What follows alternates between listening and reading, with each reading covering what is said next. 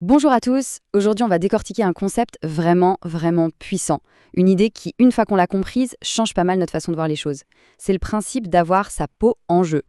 Pour bien saisir l'idée, on va commencer par le commencement, avec une vieille histoire, un mythe qui contient en fait toute l'essence de ce concept.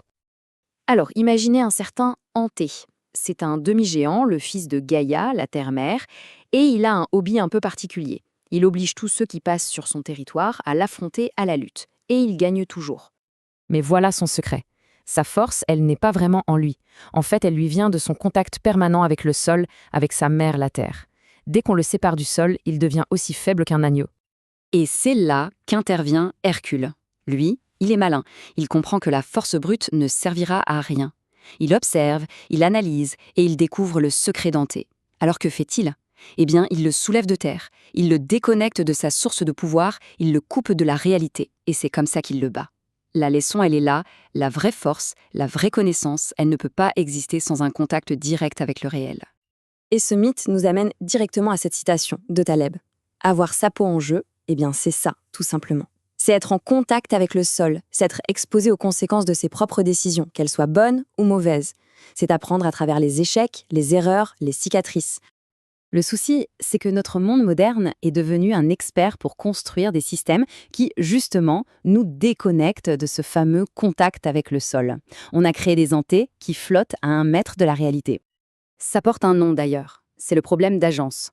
C'est une situation d'asymétrie totale. En gros, vous avez une personne, l'agent, qui prend des décisions, mais c'est une autre personne, le principal, qui en subit les conséquences. Les intérêts ne sont absolument pas alignés. L'exemple le plus flagrant, c'est la crise financière de 2008. Des banquiers ont pris des risques complètement fous et ont empoché des bonus gigantesques. Quand le château de cartes s'est effondré, qui a payé la facture? Nous, les contribuables. C'est le résumé parfait du « pile je gagne » face la société perd. Et cette logique, on la retrouve partout. La bureaucratie, les grandes organisations, elles créent des couches et des couches de protection qui isolent les décideurs des résultats de leurs décisions. Ils peuvent se tromper encore et encore sans jamais rien risquer personnellement. Ils n'ont aucune peau en jeu. Bon, on a bien cerné le problème de la symétrie. Mais alors, quelle est la solution? Eh bien, la bonne nouvelle, c'est que ce n'est pas un problème nouveau. Et l'humanité a trouvé une solution depuis très longtemps. La symétrie. Cette quête de symétrie, elle est au cœur de nos civilisations. Ça a commencé il y a des milliers d'années avec des règles très directes. Le code d'Hammurabi, œil pour œil, c'est une symétrie parfaite des conséquences. Puis on a évolué vers quelque chose de plus empathique, aime ton prochain comme toi-même, jusqu'à la fameuse règle d'or. Si on regarde cette évolution, c'est fascinant. On part d'une logique de rétribution, la loi du talion, ensuite on passe à une logique de non-usance, au moins ne fait pas de mal, puis on arrive à une logique proactive, la règle d'or, fais le bien, et enfin, Kant essaye d'universaliser tout ça. C'est une recherche constante de justice, de responsabilité, de symétrie. Et là, attention, on arrive à un point qui est peut-être le plus contre-intuitif. Le principe de la peau en jeu n'est pas juste une question de morale. C'est une dynamique sociale QQRI puissante qui explique pourquoi le monde fonctionne comme il fonctionne. Tenez, voilà une petite énigme pour illustrer ça. Aux États-Unis, la quasi-totalité des sodas vendus sont certifiés cachers. Pourtant, la population qui mange cachère représente moins de 0,3%. Alors, pourquoi?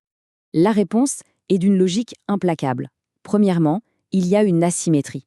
Quelqu'un qui mange cachère ne touchera jamais à un produit non cachère. En revanche, les 99,7% restants peuvent boire un soda cachère, ça ne leur pose aucun problème. Un groupe est inflexible, l'autre est flexible. Du coup, pour un industriel, c'est beaucoup plus simple et rentable de faire un seul produit qui convient à tout le monde. Et le résultat, c'est la préférence de la minorité intolérante qui devient la norme pour tout le monde. Et une fois qu'on a compris ce mécanisme, on le voit absolument partout.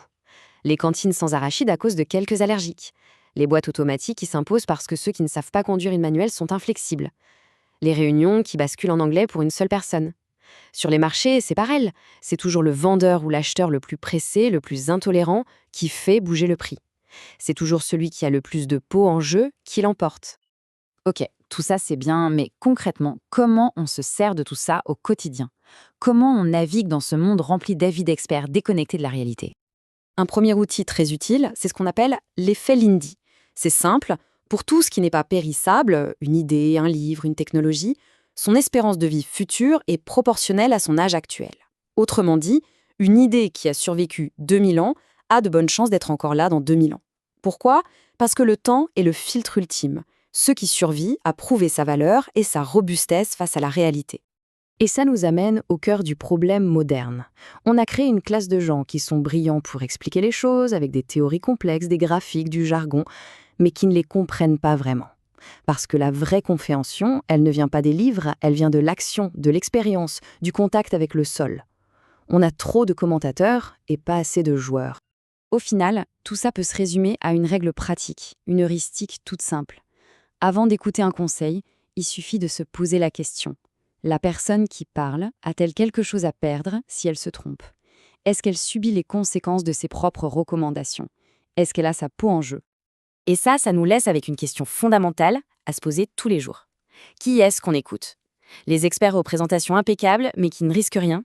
Ou les entrepreneurs, les artisans, les praticiens qui portent les cicatrices de leurs erreurs et dont les paroles ont été testées par le monde réel ? Choisir la bonne réponse peut absolument tout changer.